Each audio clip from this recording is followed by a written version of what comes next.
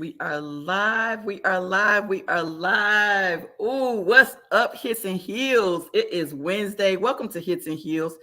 I am Coach Terri Bryant. I don't know why we're lagging, but we're going to still roll with it anyway.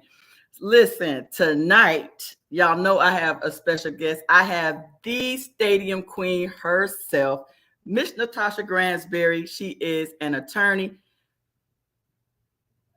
First of all, let's go back to the attorney. Before I go to the NFL agent part, let's go to attorney. Y'all do know there's a difference between an attorney and a lawyer. An attorney has taken and passed the bar. A lawyer just only has finished school, which means she's on the next level when it comes to this whole attorney thing. I just learned that recently. That means you the stuff when you're actually an attorney. So all lawyers are not attorneys, but all attorneys are lawyers, right? So she is not only an attorney, she's also an NFL sports agent, and she's also the host of her own podcast, the Gransberry Chronicles. Girl, Natasha, welcome to Hit the Heels. Thank you for coming. Oh, and thanks for inviting me. I'm so glad we was able to finally coordinate and make it work. I'm so glad about that. Yeah, so I'm not going to waste any time. Go ahead and let everybody know who you are. I don't know if you want to talk about who you represent, but you do represent some ballers, and I'm hoping my son is going to be on your roster here soon. Hey, I love the initiation of that. Look, and I'm not against it, but we're gonna keep with the NCAA rules and just say, love your host. Right. I'm free to be talked about or talked to. So I'm gonna stay in my lane. But no, I'm really honestly, I'm probably more really defined by I'm the Gransberry, like my sweater says. I am really just a lady who has enjoyed of life of sports through family and took it to the next level as my own as an adult. I played, most people always laugh, but this is very true. But I played D1 bowling in college. I was a D1 bowler my last 2 years of school. And so I just always had a love or a passion that had something to do with a ball. And it just evolved differently as an adult. Obviously, as an attorney, since a kid, since Perry Mason, Matlock, I've always wanted to be an attorney. Ironically, never the one you see on TV. I just wanted to be an attorney, and I found my own niche with that. And being an attorney allowed me to enjoy myself traveling all over the US and London to see football. And things grow, right? So the initial thing was go to a road trip. Then it was go to all the stadiums. And then it was let me do the same with baseball. Then it was let me take groups of people to basketball. So it just keeps the line moves, but the underlying passion has never changed. And so that's when you know who you are and what and where you belong. Like your gift makes room for you when you're using it accordingly. And I definitely believe in that. Going back to when we spoke in pre-production about, I know one person really well in Kentucky who happens to know someone in your family. So like that to me is still a testament of when you're on the right journey. God clears the paths that you need cleared at some point, and he keeps you on path to where you need to be. So, Oh, I love it. I love it. So let's go. And I want to hear about girl, the D1 bowler. Let me tell you something. I grew up bowling. My parents are both avid bowlers to this day. You would think they were on the PBA. My mom was 67 years old when she bowled her first 300 oh wow, game. And my dad is 72, and I think he just bowled his third 300 game at the age of 72. that is amazing. And I need to get back more into bowling, but you can never catch me saying no to going. But actually, it's the craziest story. Like real talk. I was on academic scholarship in college, and I found a late passion while in school for radio TV. I was studying electrical engineering. I was fine with the major, but it just didn't give me that excitement, that go. And so I started taking radio TV classes and realized I wanted both degrees. I didn't want to change my degree. plan, but I wanted to obtain both. But that would take more than 4 years of college, and scholarships are only 4 years academically. And so I reached out to the academic coordinator to see if there was a way to get an academic extension. And they were like, no, it's budgeted, because they're trying to bring in the next group of students on 4 years. And literally I appealed it. I lost my appeal. And they was like, for no other reason than that's just not a reason to give you another year of scholarship. So leaving, because I'm appealing in my junior year, knowing that I'm going to need the money for senior. Well, I guess senior, but I needed it for the 5th year. Right. Okay. I see a sign that says bowling tryouts on such and such day, meet in front of the athletic building for a bus ride to Houston to try out. Scholarships available. That's all I needed to hear. So I got on that bus, the van, and went to Houston because I went to Prairie View. We didn't even have a bowling alley on campus or in town. We drove to Houston and we tried out for the team. And kid you not, I was not a youth bowler. I did not grow up around bowling. I was just a kid who needed some money. And so I tried out. Girl, bowling is not something that is easy to pick up. It's like golf. I barely bowled like a 91 as my best score trying out. We bowled 3 games apiece, and they were going to let us know who made the team and put up a list that next week. I went by the list. I was on it. And the good thing is the coach had us try out in October, but the season wasn't starting until January. And so when we made the team, we got this little membership card to AMC bowling alleys. Remember, all the bowling alleys used to be mostly like AMC bowling alleys. I got you. Okay. And so we got this little card, and you could bowl. I mean, AMF. I'm saying movies. AMF. Okay. AMF. So it's AMF bowling card, and it was $1. It allowed you to bowl for $1 a game. Okay. So I got that card, and I bowled all over Thanksgiving, all through the Christmas holidays. Called my dad, said I need a little money because I'm gonna go to the bowling alley and bowl. And I kept trying to just figure it out, right? Because I didn't want to be embarrassing when I showed up in January.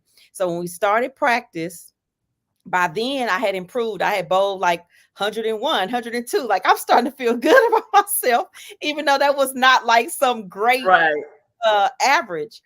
And first tournament, I won tournament MVP. I won doubles, just aggressively. And so the coach, her and her husband were bowlers like your parents. They were competitive bowlers. They were couple bowlers, mixed bowlers, all of that. So he back then gave me some VHS tapes, and he told me to take those tapes home and watch them. And on the tapes, it taught me about, that was my first time I learned about the arrows on the lane, the purpose.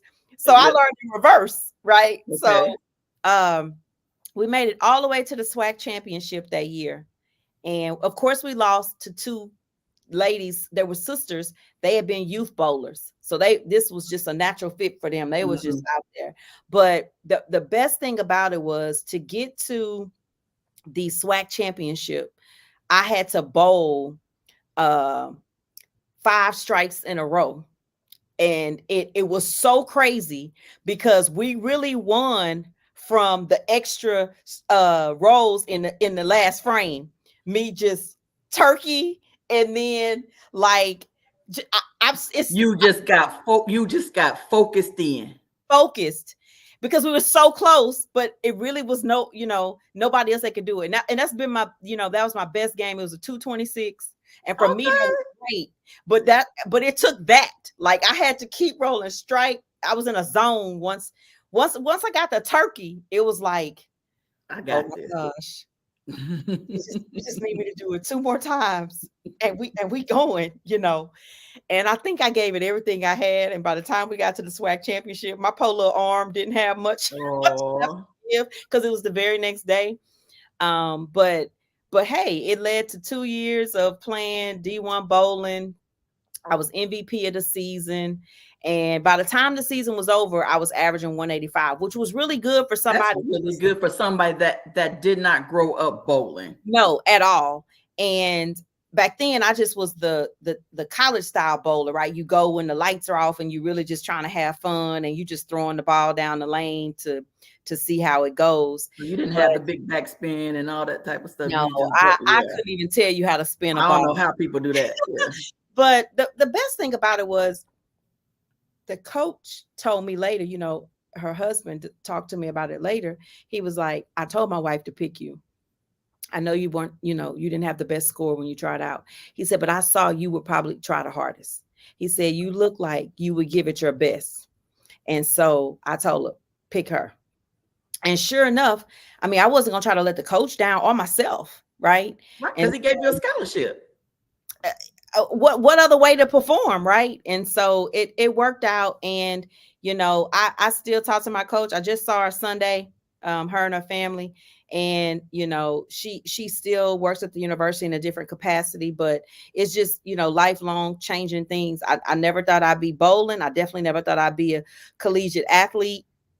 You know, I was so set on being an academic student that I didn't even join the band originally, because I could have also been in the band, and I elected not to because I just wanted to focus on academics and, you know, general social activities.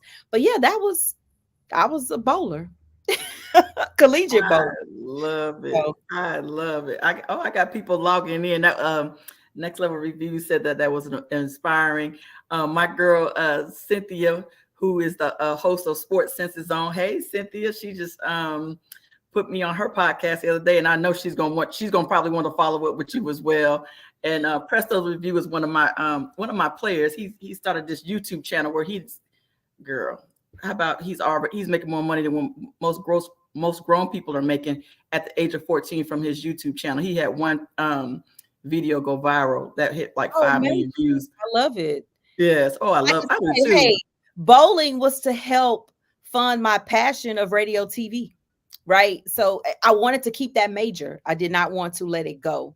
So I feel like, just to give you like a short synopsis in as far as background education wise. So I have the radio television degree that I also have an electrical engineering degree. I got them at the same time. And of course I had to make a decision. Was I going straight to law school or take a break and then go? And I was very strategic when I picked my undergrad major. It was not out of love or passion, right? I'll be honest. I know we push STEM, but I think what we should encourage people to do is figure out how does that fit into your life and what you want. I literally just went over to the counseling department and took a test to find out what was my interest. I was already on an academic scholarship, but I had no clue what to major in. There are things people tell you that make money and all of this, but I wanted to be more strategic than that. I know that's not the average 18-year-old, but if you could just share that with somebody, that puts them in a better position. So I took the test, and the test said I should major in pre-law or engineering. Well, I knew if I didn't go straight to law school, I would have no good base source of income. So I picked engineering because engineers have jobs, and I live in Houston. There would be plenty of jobs. I'm in oil and gas capital of the world. So that was my logic, right? But once I got into it, it just felt very robotic. It was very methodical, you know, but it wasn't any enjoyment. And so I literally took the radio TV classes just to give myself a break mentally on how I was doing school. And I enjoyed it so much, but I really knew I could not change my major to radio TV. Because I didn't necessarily want to be a reporter or a journalist after school.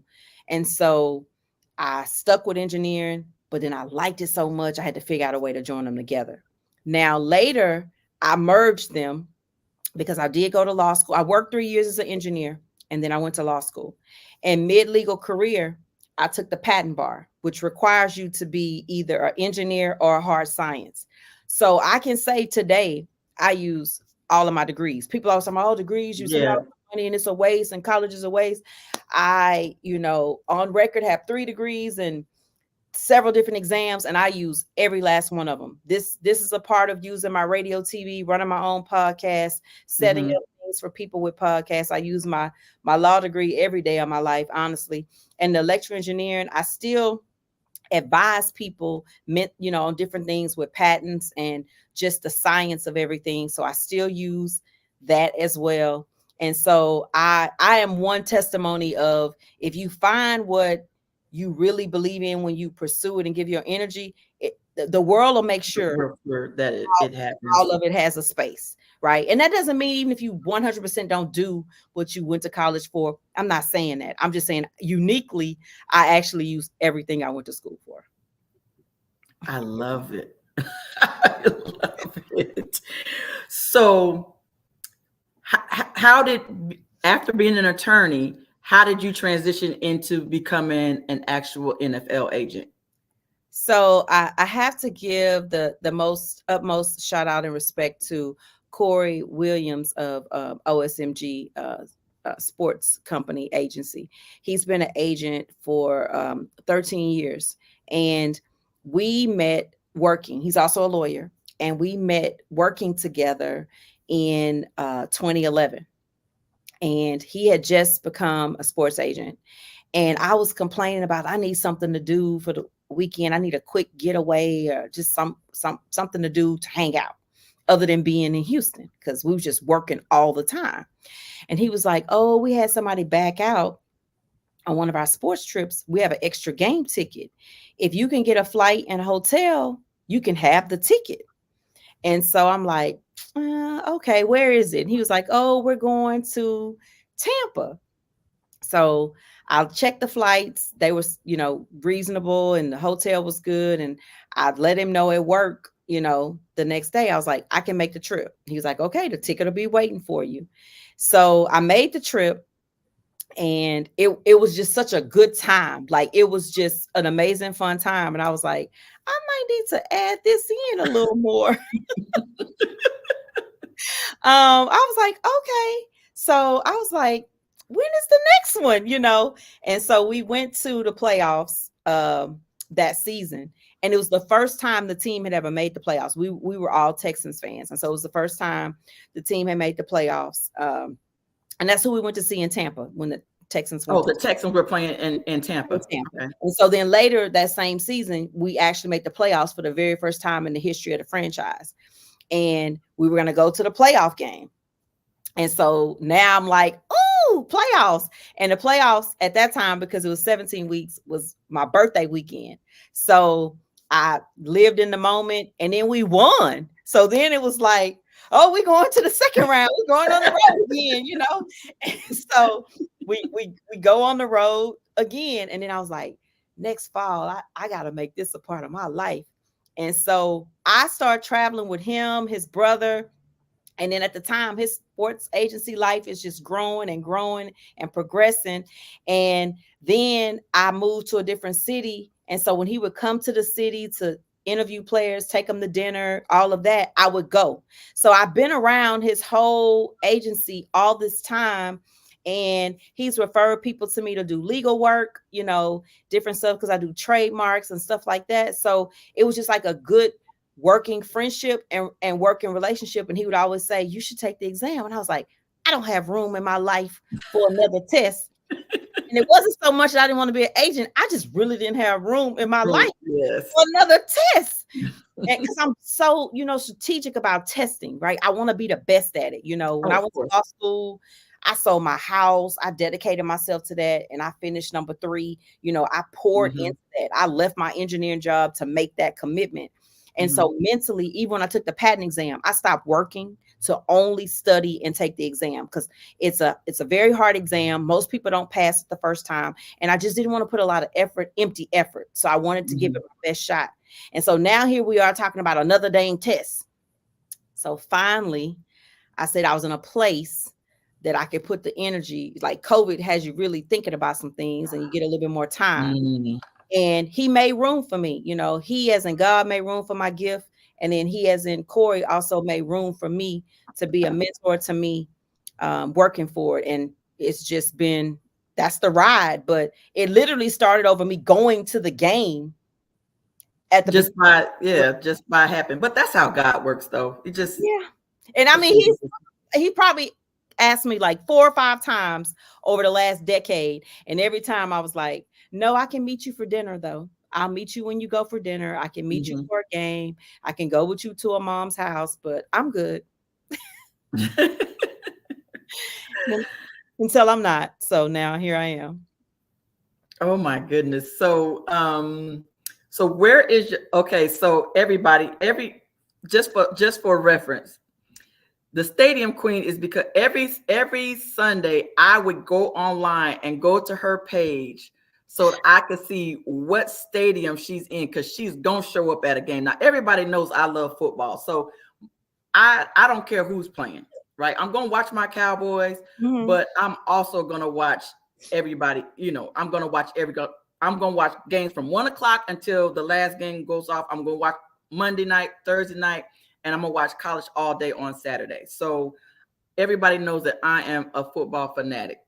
So I was just so excited about watching you and I was living vicariously through you. I'm like, okay, well, what stadium we gonna be on today this week between you and my girl Sharon, who's a Kansas City fan who goes to every game. So, oh my God. So okay, so how have you navigated with this being a more male predominantly dominated, kind of like me coaching football? So, it's almost a I mean, we're getting more black males too, but it's more of a white male dominated industry. How have you navigated that? but honestly, every part of my career is that way. Oh, even with the engineering. As an engineer, I worked in a department with 73 engineers, 5 were women, and we were all different ethnicities. Mm-hmm. So I've worked that way. And as a lawyer, it's male dominant and it's Absolutely. definitely minority based. I'm not Mm-hmm. minority based. So Mm-hmm. most of my opportunities, I was the only black woman, or if lucky, black or brown woman, because sometimes I may be with another brown woman, but I was still Mm-hmm. probably the only black person.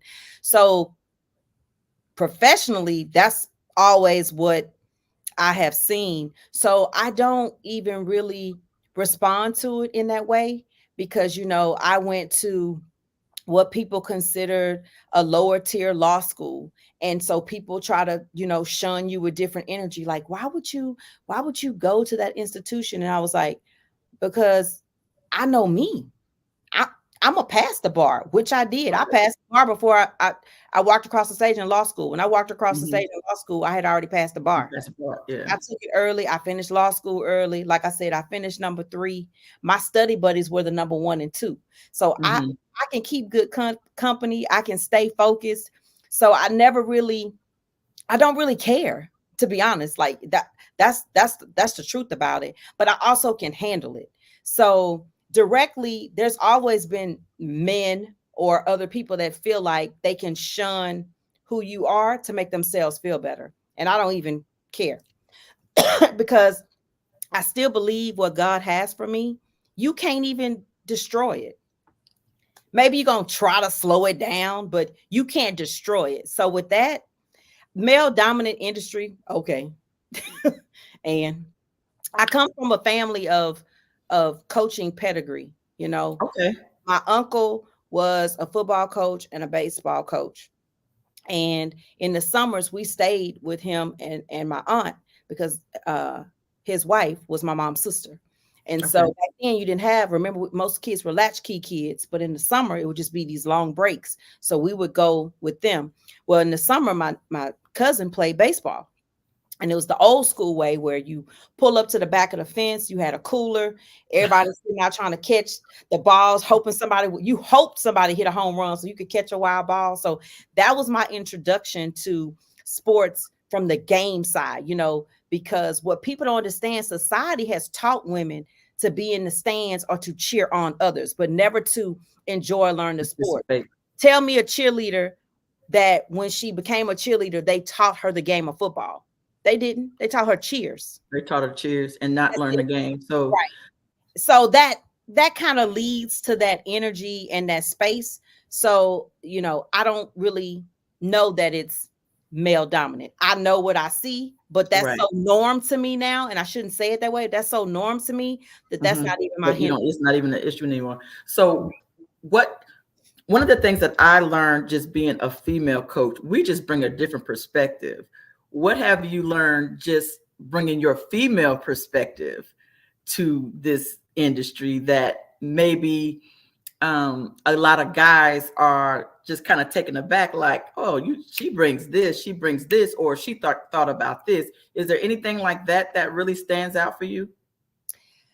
Sometimes I think right now what stands out is I think I can probably, from being around my sister, because I personally don't have children, but being around my sister and heavily engaged in watching her raise them with, her and her husband, about the thoughts that are on the other side of the mother in sports.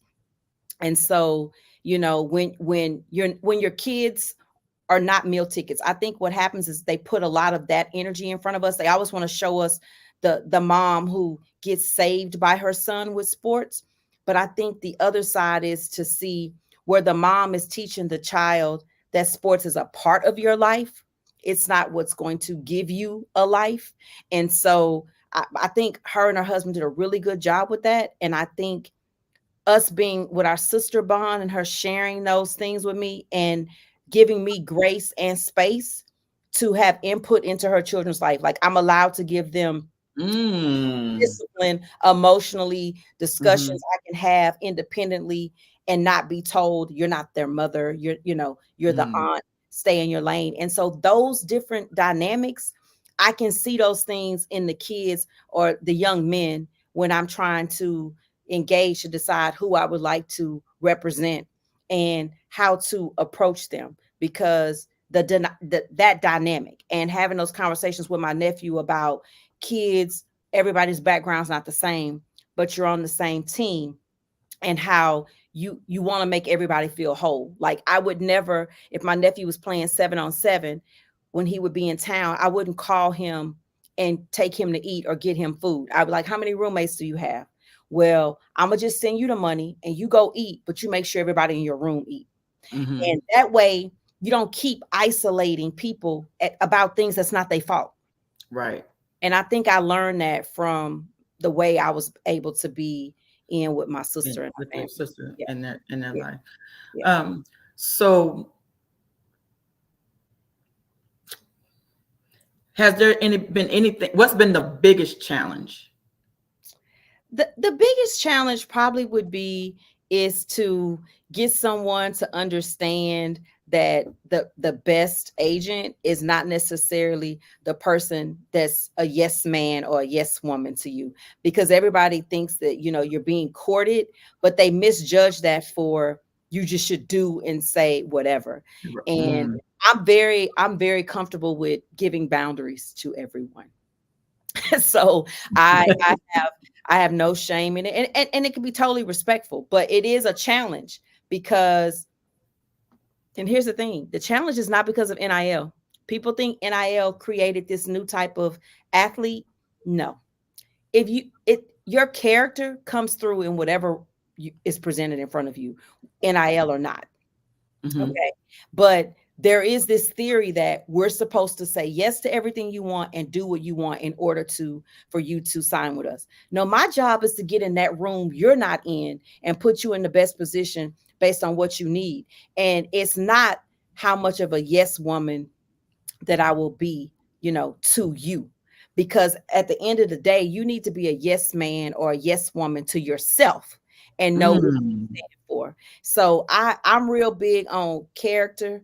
I understand talent, but I'm very big on character. And so for me, I'm looking always past football for you, because my initial football clients were retired athletes or athletes getting ready to retire. I've worked with them in the industry. I'll be a lawyer 19 years in May.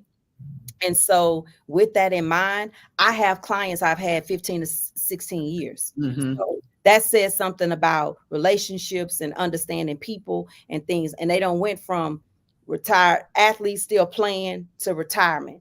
So for me, I'm not doing the chase factor. I'm trying to figure out how to put you in the best position to win. I'm an advocate for how you're treated and your paperwork, but I will not be your yes woman. But I'll make you feel comfortable to tell me things you need. And there's a difference in that. So, yeah, That's So very you good. brought up NIL, which is definitely, I think here in Kentucky, we're getting ready to get it for high school. Yeah. What has been just the biggest, probably myth or misunderstanding that parents and athletes have gotten over about NIL? That you could just call a company up and say, I have this athlete. Can you give him an NIL deal? And that the NIL advisor is just somebody who can make a phone call and give your kid a deal. Your kid still has to fit their market or their imagery.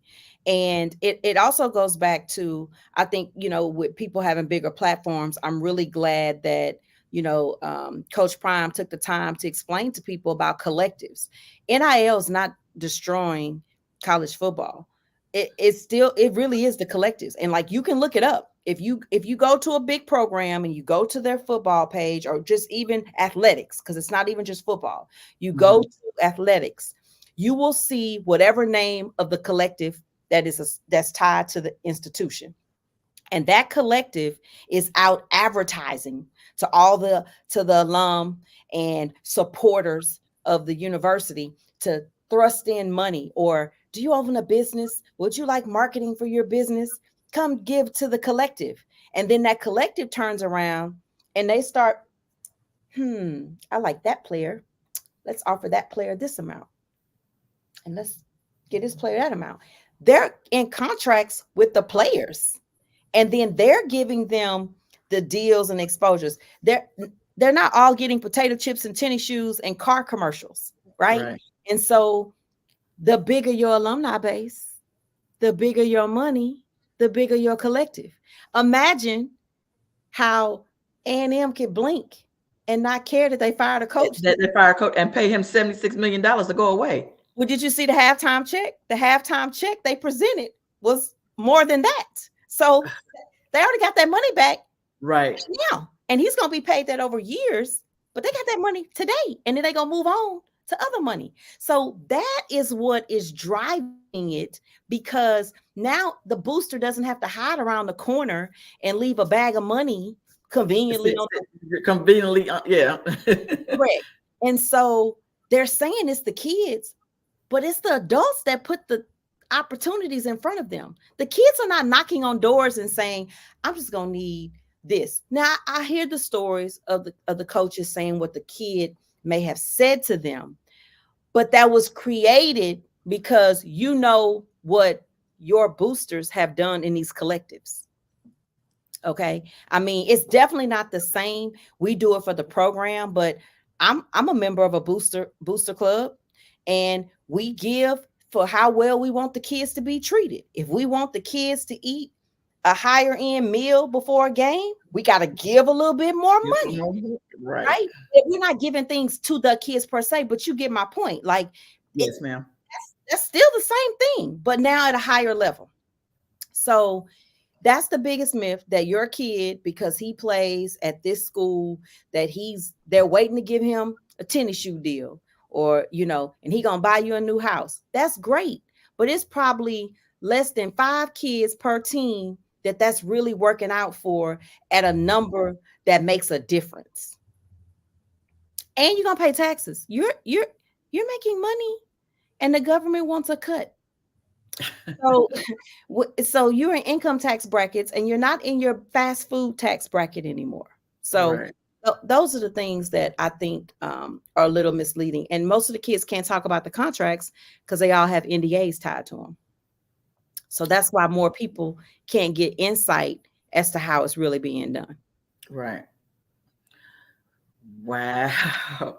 And I think that's like NIL. I definitely like NIL. They'll probably I'm definitely pro that the kids are finally getting paid. Right. Absolutely. But now there's this whole like a stigmatism, I think, that's starting, because you're hearing about kids that are okay. I'm not coming to a visit unless you paying me $500,000 just to come for a visit. Like, what? Yeah. Yeah. So that's the part that is really, it's getting ridiculous. And honestly, if they wouldn't share that, we'd be better off, because they'll get another kid. That's the thing. There's no shortage of college athletes. So there's no reason to even get bent out of shape about it. Right. Right? If you tell a job when you get down to that final offer for pay, you're not paying me enough, I'm not coming over there. Is the job going to stay open forever? No. They're going to hire somebody else and they're going to keep it moving. And they're going to keep it moving. And keep it moving. The problem is now they keep showcasing it because what they're thinking is it'll put such a stigma on it that eventually it'll be some type of rescinding. I don't think we're going to trend down. We're going to trend up. Like you said, high school, Georgia did the same thing.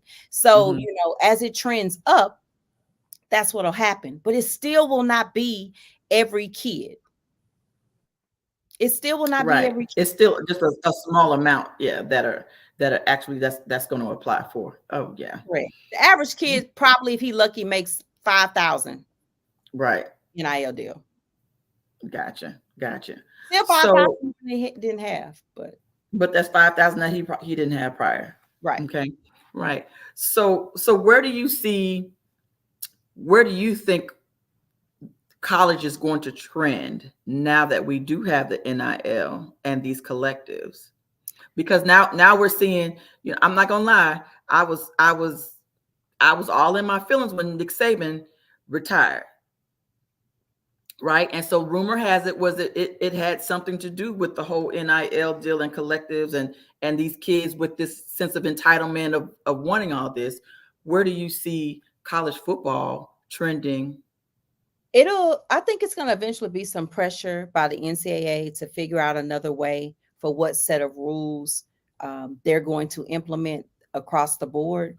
And you have to think about, you have to track it back, you know, to when the fight over NCAA basketball being on a video game and like an image lawsuits. People don't even realize how long ago that was. That was the beginning of, you can't use my name without paying me.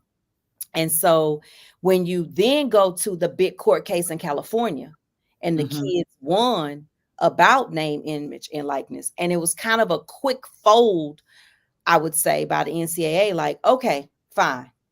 You can have name, image, likeness, but we leaving it on the state. And I think that initial response was because they didn't really have time to put it together the way they would have wanted to with research and effort across the board. And that's why you see them later put out policies and memos after they gave the first set. Then they came behind it with some additional requirements. And I think that will keep trending because that's how laws are created. You know, they create a law. They see how it fails, what keeps getting around it, what falls through the cracks. You know, back in the day, burglary was a charge, right? But you had to have intent to break in to take something. So then they came up with breaking and entering, because you might have broke in but didn't want to take anything. Was just breaking in. Or you just bored and skipped school, right? Right. And you couldn't charge you with burglary because you didn't have the intent to take anything. So then they came up with breaking and entering. So it's the same thing. It will evolve into a point where they'll get a better control on it, but it will not go away. And so I think when they get all their money in the room, because they got money too, right? We know they got money at the NCAA, and they get in the room and they put it together, it'll trend up. Because right now you're leaving it to each state. So for instance, in Colorado, you can't represent a kid for NIL unless you're an attorney. So they kind of narrowed it so we don't have this blurred line where a registered agent for a league is also representing a kid for NIL, because then I already got you, right? So now I'm representing you for 5 to 6 years because, you know, we're going to just keep it going and now change my title, right? So I think different things like that will keep occurring, and it doesn't really exclude anyone, right? You know, I know people are like, well, I'm not a lawyer and that's not fair. That's Colorado's law. You go over to another state and Texas, you have to register, but you could be one tomorrow, right? An agent. Yeah, an NIL agent. An NIL agent. Yes, you could, but you'd have to register in Texas. Okay. And it'd be a registration that's due every year. So I think once they figure out some balance, and to go to Sean's question, I don't necessarily think it'll be a federal law. It will still be NCAA. Okay. So the feds don't really care about these things until there's an issue of unfair competition. Those are the type of things when the government gets involved, and when they say like, okay, that, you know, when you need a collective bargaining agreement or something of the nature. And, you know, you saw your private colleges winning their lawsuit, but people have to remember they don't have athletic scholarships. So arguing that they're a union is different because they're working for a sport that they're not being compensated from. They're going to school on academic scholarships. So now you have to figure out what's the benefit that is a union. You know, that's where that dynamic is. But I think it will evolve to more NCAA tightness on the regulations. They just need time. They need to see what's not working, because think about it. They keep jumping in and changing it. Everybody's like, you don't even know what you're doing, and you're just all over the place. Because I don't know if you guys remember a few years back when they created this new basketball rule about you could decide if you don't want to enter the league, you could have an advisor discuss with him about your options, or her about your options, and then you could discuss, and then that would be okay. And they tried to change the rules to say that it had to be. They tried to change the licensing rules for that person. The NBA want to set what that person had to have, and basically it was going to eliminate Rich Paul. And so I think LeBron tweeted, "Oh, it's the Rich Paul rule," because he was the only person that fit into that rule. And it was more like they were mad because he beat them at their own game. You said there's a 1-year rule before you can play in the NBA. Well, Nike gave the kid a job for a year for $1 million. That circumvented him having to go overseas. That circumvented no 1-year college requirement. Right. And bam, he working for $1 million, and he headed to the league. And so now you mad because you got beat at your own game, and you tried to thrust out this rule, and you got embarrassed, and they immediately pulled back. So I don't think they're going to make rush decisions like that, because the backlash of when you get too aggressive too fast will embarrass you. So I think it'll just take some time. They probably gather in all these different states to see. And I think some states just originally didn't want to really be involved with how they wanted to handle it. And that's how states like Alabama get behind in the money game, you know, because you're not prepared to put that money on that paper trail of what you really given for these programs to sustain themselves. So those donor lists. So what are the steps? What are the steps that parents need to take now? So if we got NIL coming to high school, what are some steps that maybe we don't know? Because of course, you know, we don't know what we don't know as a parent. Correct. What are some steps that we probably need to be putting in place that, you know, we don't know? Not being so open to kids having Twitter and Instagram too young to understand consequences, because it gets tiresome after a while to keep saying they were young, they didn't understand, but you do. And I know you can't always stop kids that will make the secret accounts or, you know, things of that nature, but I'm talking about the direct access and understanding that, you know, that shared responsibility of monitoring and explaining to your kid the difference between being a 13-year-old kid who makes mistakes and a 13-year-old athlete who makes mistakes. And I used to talk to my nephew about that. I'm like, you're an athlete when you attend a party, and you're an athlete when you're at the restaurant and you're on camera and people start acting silly and you want to do childish things. You're always an athlete everywhere you go from now on. And as an athlete, your ability to play is limited by the actions of your character, right? Because most kids are not going to overcome their actions with talent. There's always very for that. So you have to start those conversations young, some younger than you want to. I mean, I have had conversations since middle school about don't take pictures from people when they send them to your phone. Having those conversations, you never thought that were that crucial, but they are. They really are. And just how you handle social media. Most of the kids' problem starts with social media Social media. and how they interact. And so you don't want to actor, right? You don't want to teach your kid to fake and have energy that's not natural, right? They can't sustain it because who you are will come out and they're like, who is this person?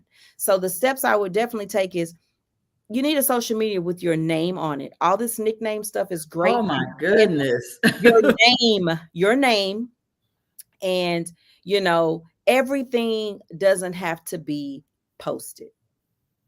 Just everything does not have to be posted. And I know most kids will hate this comment. Um, lose all of the whatever. Yes. You are not in a gang. You are. A lot of y'all are suburb kids. Suburb. That is my husband's favorite word. Yes. Please stop. Please stop. Because the next generation of coaches that are looking at you, they don't relate to what you're talking about.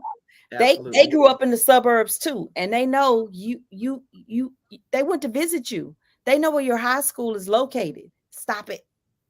Stop it. But as a parent, just get familiar.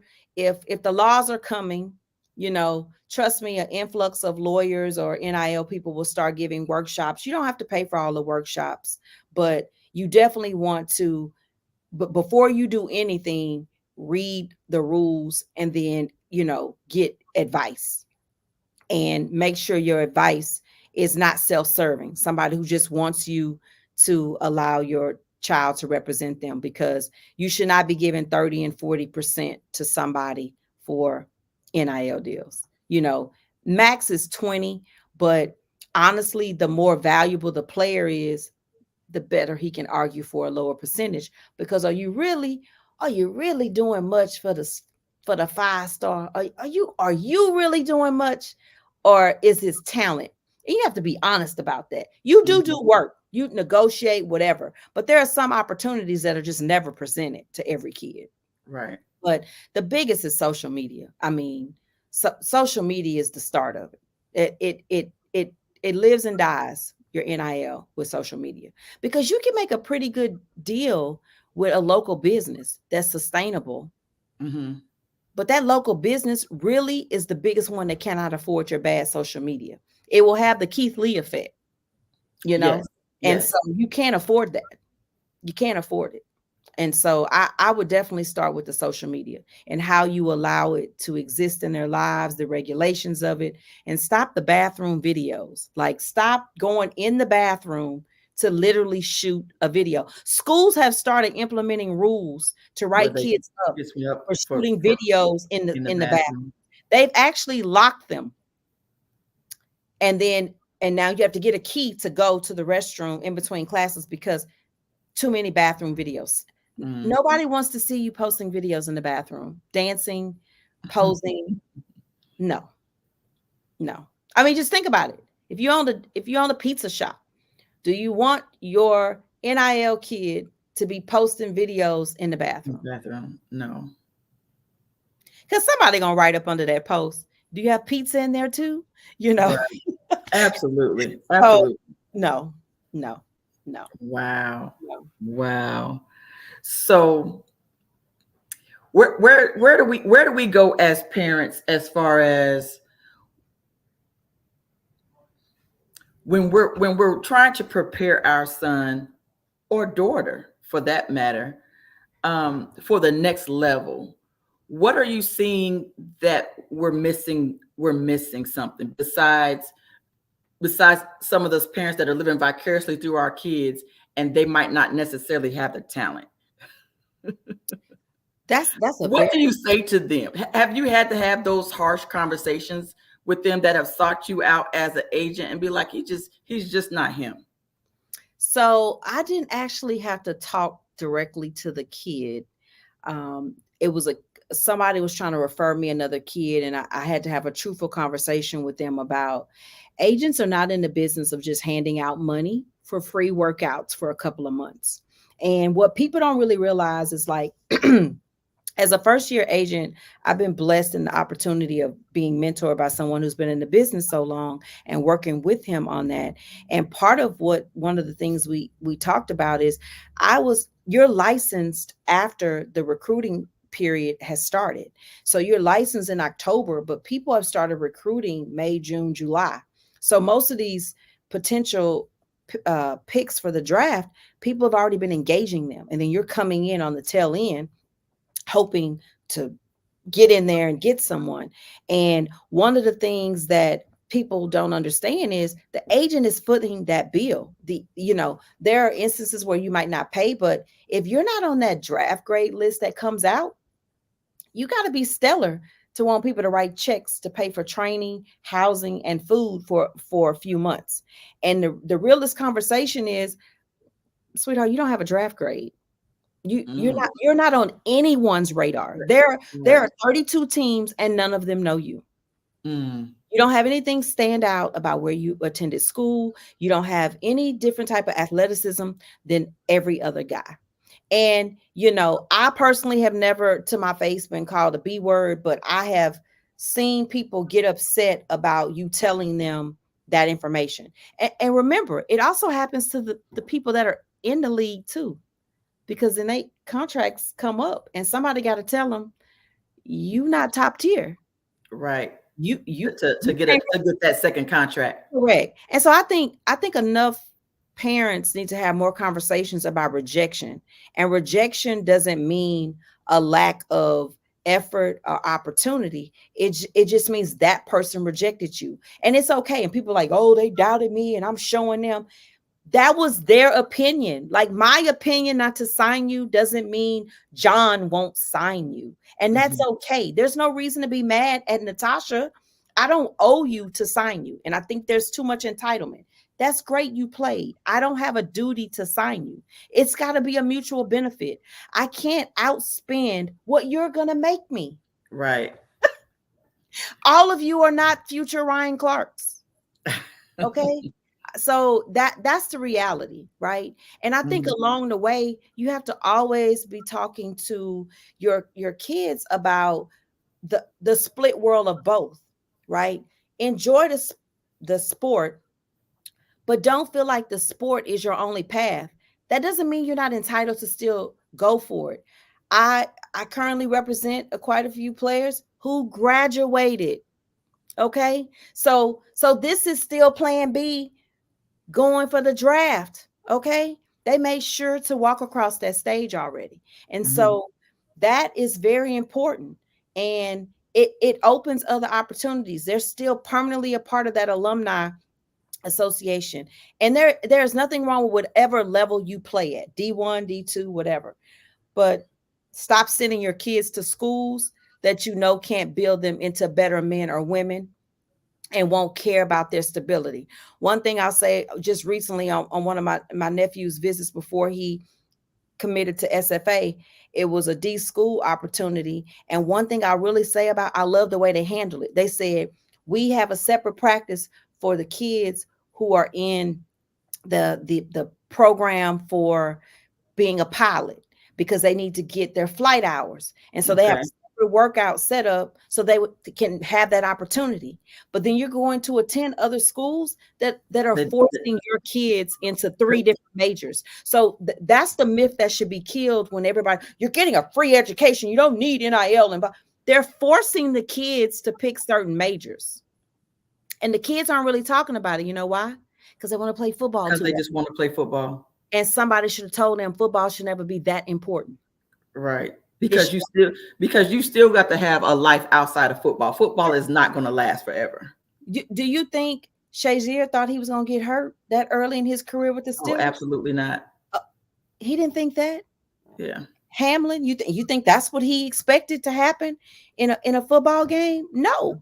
And so you have to be rooted in that. But I have no problem telling you, no, I don't take it. I've never took every law client in my life. Right. And I've given refunds. That's a good question right there. Have you ever advised an athlete to take advantage of the COVID year or stay in school? No, and mainly because at the time I wasn't licensed, but that really wasn't a big thing to me. I think that only worked for kids who just didn't feel medically comfortable playing football that year. And so then for them, they didn't even play So they took that next year of eligibility. But we're the COVID kids are about to run out. This should be the last group. Of the COVID And even kids. if they still are left, they had some other exemption, and that's why they're still in school. Okay. Because when I saw the guy from, was it Miami, that is on his 9th or 10th year, I was like, geez. And at some point we have to have honest conversations about letting it go. Because if nobody even thinks you should come out, yeah. But I mean, maybe he needs to finish school. I don't know, because I don't know his exact story. Yeah, I don't know. Yeah, I didn't know all I the just info, don't but know 10 that. years just sounded Well, we just find a way to simple. make that work, but then we're holding over to his brother those 2 snaps he took in another game to say he played 5, so he don't have any more eligibility left. Right. And that's a little too harsh. So there's no balance in that. But I hope a kid would never ask me about that, because I'm just an advocate of finish school and get out and stop it. The college coach is still preparing you for the league. Stop it. In year 7 and 8, no. Go ahead and let it go. Let it go. Go ahead and let it go. Yes. Okay, well, I'm gonna go back to sports, and I'm gonna go back because we're 56 minutes in, and so I'm supposed to do this at an hour. So I want to talk about we got all the nuggets out of the way. So let's go back and talk to let's go talk football. So where's your favorite stadium? Right now it's still SoFi. I know that's newer, but I've been to 3 games there. I went to a Chiefs Chargers game. I went to the NFC Championship the year the Rams beat the 49ers to go to the Super Bowl, and then I went to the Super Bowl at SoFi. And it's one of the most amazing stadiums. And being an electrical engineer, I took the tour. The engineering and the science of the building is just amazing. It's always 72 degrees. Really? The way they created the paneling and the shading, and you're really still outdoors because the end zones are open. So the air flows through. It's not enclosed, and it's built down in the ground. So when you go there, you go up and then you go down into the ground, because they had to build it deep because of the airport is so close. And had to build it earthquake proof. And so for them, the lower they go, the more stability there is. But definitely SoFi. SoFi. So do you go to college games? I do. So last year, obviously, I went to 3 Colorado games. I went to Colorado versus TCU. I went to their home game against Arizona and their home game against USC. And so I now do a little bit more college, because now I have 4 D1 athletes in my family now playing college. Okay. My nephew, and then I have 3 cousins. They're all brothers, and they're all playing D1 ball. So my little college time is going to expand even more outside of just recruiting. But yes, I actually even love little league football. Like, I used to be an advisor for a football league, legal advisor. But I love football. Like, if you invited me to watch 9-year-olds play, I will watch them, and I will be so in love, and I will understand they're 9, right?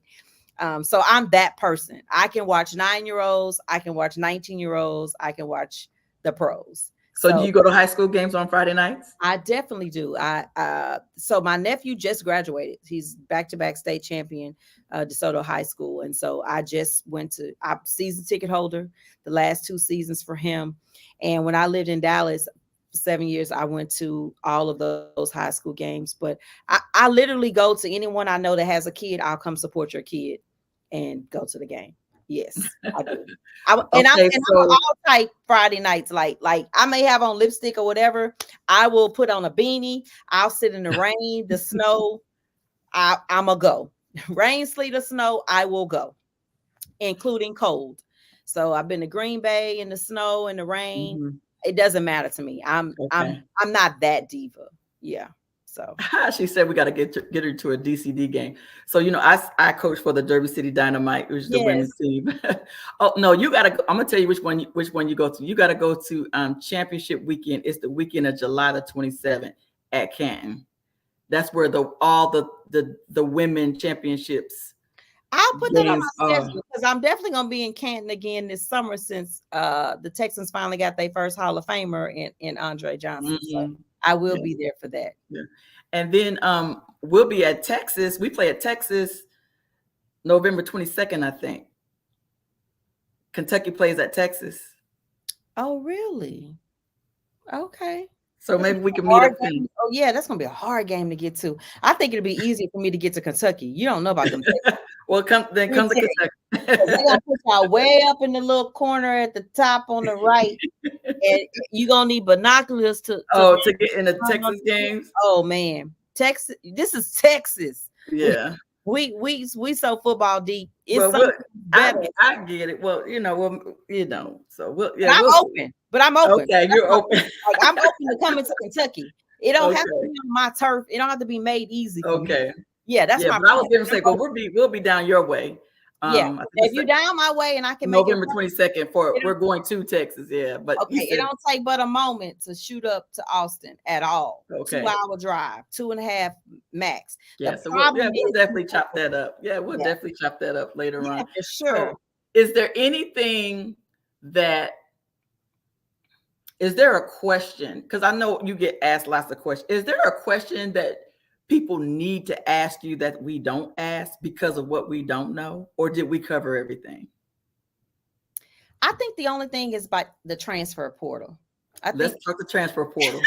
the transfer portal, it really was a great idea, right? And I think people lost the art of understanding why it's a great idea. Firsthand about how a coach comes to you and sells all these things to your child about school, opportunity, and family and love. And then you look up and he's giving a press conference and he's leaving. And there needs to be an honest conversation. People say they should pick the school. Well, they only knew and had interest in the school because of the coach. You didn't take your job. When you interviewed for your job, you looked up a little bio on the company online, but those people you interviewed with, that's who you were dealing with. And then you get there and you'll say, oh, I don't like this manager. The company's still great. It's still making a ton of money, but you leave, right? Because of people. So It's the same thing. And so we have to use it the right way. I know it's affecting high school sports, and that's understandable, but I think it'll balance itself out eventually. Like they saw it was taking too long with the way the windows were, and they're trying to, like I said, everything takes adjustment. No set of rules will be perfect in the beginning, but we definitely needed it. Kids were losing eligibility for wanting to leave bad situations. And the best example, I think we just saw it. We have a top coach at a team who was competing in the national championship leave to go to another Power 5 coaching position. Not a promotion. Yes, a bigger program, but not a promotion. It's a lateral move. A lateral move to a more spotlight company, but it's still a lateral move. Okay. He did not get a new role. And that's okay. That's okay by the standards of people. But the kids can't leave. Right. So and it's always a double standard. Right. But I don't think you should immediately put your kid in a portal just because they don't play as much as they want to. Because, we have to remember, everybody, if you go to a top program, everybody a star. Everybody got some kind of star, 3-star, 4-star, superstar, star. Okay.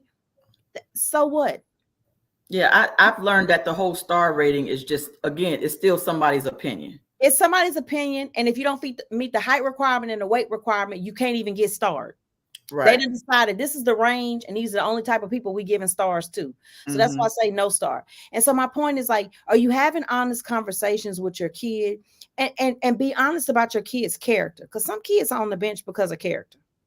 So I just think that we have to not blame kids for everything, but and this is going to sound so out of place because I'm not a parent, but we have to stop over parenting. Like the parents are doing too much. You are, I'm trying to let them be a man. I'm trying to let them make decisions. Yes, you are. But you really got to start those conversations at 12 to 16 to start being on their mental by the time they 19 and 20, because you can't really tell the kid that much by then because they think they got it all figured out, and Because they're they going to think tell they know you, everything at that and they're going time. to tell you, you're not here, mom, you're not here, dad, I'm up at the Mhm. school, I'm dealing with this and blah blah. But you're going to deal with things, period. And I think that's the conversation you should have. There will be people you don't like, there will be situations that change, but do what's beneficial. We're not going to leave and go to some little school so you can get more playing time. And then if that doesn't get you to the league, they don't even have a major that you can sustain. Or I'm not paying for you to go to a school where we're going to pay $60,000 a year for you to get a degree in English because you don't want to play at this school that's making you an offer that has your major. So yeah, the portal, I agree with it. They're just gonna have to figure out the dates better, but it definitely needs to be used properly and not just because you're not getting your way. Somebody's always the backup on a team. So it's crazy to me when you keep leaving because you don't get enough playing. Because you don't, because you're not, yeah, somebody's always the backup, you know. And I think that that's kind of what I see is you're like, because I'm a coach now, so I just look at the game so differently now. And so then when I'm looking at film, I'm thinking like, he just doesn't look like he's putting forth any effort. Or did he really just miss that tackle and it felt like he should have made the tackle? Or, you know, so if I'm looking at this and I'm thinking like, obviously the coaches see this stuff when they're looking at the film. So, but then you can hear the parents, you know, just and stay going in on the coaches. And stay in your lane. You look, they don't need you to call up to the school. They don't need it. They don't need it. Stop. Right. Or trying to stage revolts to get rid of the coach. Yeah, to get rid of the coach. Yes. Okay. Stop. People are screenshotting. I've seen is just again when they go to social media. Right. And people screenshot those messages. Those group chats of parents is never safe. Because as soon as your kid gets more playing time or some other thing that they figure they need to get over on your kid, they scrolling through that chat to steal what they need to use it to their advantage. There are bad parents too. Oh yes, I agree. Hate to say it. This has been the absolute best conversation, and I knew it would be. I knew it would. I knew it would be. I just hope people learn some things, because I mean, we can't, I mean, you're a whole NFL agent and you're an attorney. I mean, and who else better mouth for it to come out of? So now, you know, can nobody else just say what they think that they know? Because she just basically just, hey, y'all need to save this video and go back and rewatch it again, because especially if you have kids that are an athlete, and there's some things that you need to know. But the biggest thing is the stuff that you don't know, and don't assume, and go and ask questions so that you can learn. Because what you don't want to do is mess up your child's recruitment, because you're all you're thinking about is NIL deals. Correct. And I will say this, the branding would have to be a whole nother conversation, but yes, trademarking and protection, yes, you should protect things, but also make sure you're not infringing on people's trademarks coming up. You think you came up with some cute slogan or some aggressive way to start marketing, and you guys are infringing on other people's trademarks. And I'm saying that as an attorney and as a person that owns 2 trademarks. I own personal trademarks for my brands. And so I'm saying that even I am very adamant about that. I have paid for searches before using names. And I ran into a situation where one of the names I was interested in, it was owned by J-Lo. She had trademarked like within 60 days of me searching it. And just imagine, I just hop on social media and start using this phrase and get a cease and desist letter. Just it's so embarrassing, for one, right? And then second, like, you could just get a search. So before you start trying to brand yourself as some nickname or anything of that nature, if you think it's that important, then pay the money and check the research. Because it's automatic penalties for that. So check the research. And that's all. Oh, that's good stuff. That's good stuff. It doesn't get any better than that. Thank you so much. I know I'm going to ask you to come back again, because there's always going to be something, because we didn't talk no football, because I want to talk football. Yeah, we didn't, but I want to talk football. Thank you so much. Yeah, I could talk football all day. Just talk football. Who do you? So, who is your favorite team? Is it the Houston? Is it Texas? It's the Texans. Okay. It is. I love me some CJ Stroud. And that's really what I love your coach. Thank you. That's really where the Stadium Queen part came in at. I traveled to all the stadiums. And so my last stadium, ironically, was the 49ers new stadium, Levi. And I had my friend crown me in the stands. And I was like, I'm officially the Stadium Queen. And that is how you should greet me at all times. And so, yes. And so I'm real big on my thoughts about that. So well, I love it. I can't wait to see what the Texans are gonna do in this next season. I thought that they were right there. Of course, I'm a Cowboys fan. Of course, and we play this year. Do we? We do, because that 18th game matchup, you know how they had the 18th week matchup, you don't have to add a game. And so you play you play whoever where you finished. And so y'all were first and we were first, and y'all are the division we don't play this year. So we play. Yeah, we sure do. In Dallas or in Houston? Houston. Mm-hmm. I might have to look at that. That might have to be a game. We don't know the dates yet. We don't know the dates yet. Hopefully, it's the same weekend. Kentucky and Texas. I was getting ready to say that would be the bomb if it's the same weekend as the Texas, because I think I looked at it, and so I think that's like going into Thanksgiving weekend. I think, and Dallas always plays on Thanksgiving, so I don't think they're going to play on that Sunday. No, so they would. They play that Sunday, then they play Thursday Thanksgiving, and then they don't play again to the following Thursday. That's always they schedule every year. Who Barrett said it's going to be in Dallas. He said in Dallas. It's in Dallas. I'm tired of going to Dallas.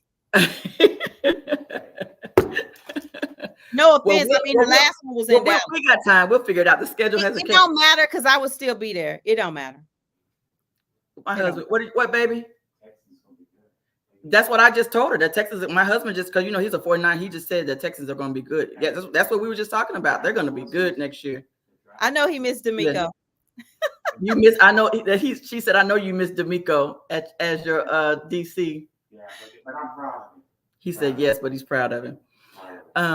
Yes. With the trade they got, all the draft choices and the players they got. So he's talking about the trade that they got and all the draft choices. He said, yeah. Okay. So yeah, we can't. You know me, I can't wait till football season starts. It just does not come. It just does not get here fast enough. I'm so glad that I'm coaching the women's football team, because it gives me time and it fills up my Saturdays to do something. Because other than that, I don't even turn on the TV between now. And I'll turn on the finals for the NBA. I'll watch the finals, but I don't usually watch anything. And then I'll watch some WNBA games. I don't watch any baseball. You gotta watch baseball. Well, I just love baseball, but now this is keeping me busy. And before you go, I just want to give a of course I've told him in person, but I want to give a personal shout out to my client. This past Monday participated in the HBCU NFL Combine, and he was one of the top 40 speeds for linebackers, and he really showed 4.2. Yeah, no 4.4. 4.4. Yeah, but Travion Green, he from Prairie View, where he's my alum, but he wreck shop, and so he'll be playing on Saturday. And OSMG has another player, Ladarius Owens, who will also be playing. He's running back. So we have 2 kids under OSMG that are playing in the HBCU Legacy Bowl. So shout out to them and the hard work they putting in all week. Oh, shout out to them. Are they televising that?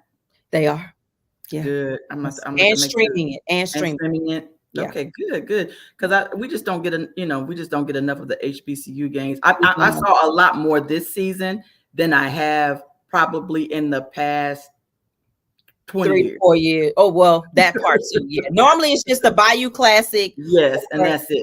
or one good classic game that would be in Howard And- or FAMU playing somebody, and that would be it. Yeah, but I saw them on all the time this past season, and it was just great to finally see the HBCUs getting a little bit more time on that. Is there any last minute other shout outs? We've been on here. I'm ready to go. You can always reach out. How do we reach you? Oh, at the Gransberry. So it's just my last name. That's what I am on Twitter, Facebook, Instagram, and TikTok. I try to keep it simple. I'm the Gransberry. How do we support you? What's the best way to support you? Pray for me if you believe in God or whoever you serve to. If you praying positively, I'll accept that too. We don't have to serve the same God. We just want to think of the same principles.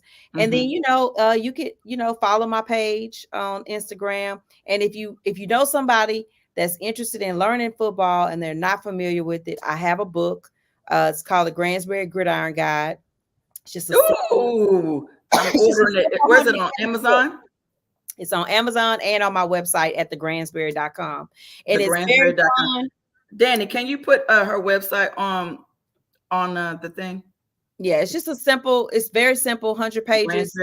Thegransberry.com. Thegransberry.com. My last name. Yep, thegransberry.com. And so it's just a quick little book on the offense and defensive positions, and Indy Kalu that played for the Texans, Eagles, and Redskins, or the Washington football team, Commanders, whichever name that you remember them by at the time. He actually helped me with the football part to make sure it's savvy and you guys agree with it. But I go over first downs and the flags, just the concepts that can at least put you in front of the TV to watch it. So that's it. Gotcha. Listen, this was so good. Absolutely good. Oh, so good. Okay. I guess I'm good. Yep. Yeah, I'm getting private messages, and I'm like, okay, am I missing something? Okay. So so I'm getting ready to log. I'm gonna go ahead and end the stream. Okay, guys, everybody can reach Hits and Heels. Please go and subscribe on YouTube. You can go. Thank you. On YouTube and also on Facebook, and find us. I think we got them on the top on the screen right there. Share. If there's anybody interested in being a guest, or if you know someone that would be a great guest, definitely inbox me and let me know that. Make sure you go to thegransberry.com and find my girl Natasha Gransberry, the Stadium Queen, and go ahead and make sure you like and support all of her social media so that we can support her. There it is right there, Hits and Heels. And thank you for the conversation. Thank you everyone that came on and engaged. Sports Sense and B Fears, one of my players, B Fears, Nicole Lockett. Thank you. Yes, I need. Okay, so when we get off, I'll talk about getting a book, because I need all my rookies to have your book, because we got a lot of rookies on our team. So they definitely need that in order to learn the game. So as soon as I end the stream, we'll talk about that. And thank you, everybody. We'll see y'all next week. I can't wait till y'all hear our guests for next week. And peace out. Peace. I like that.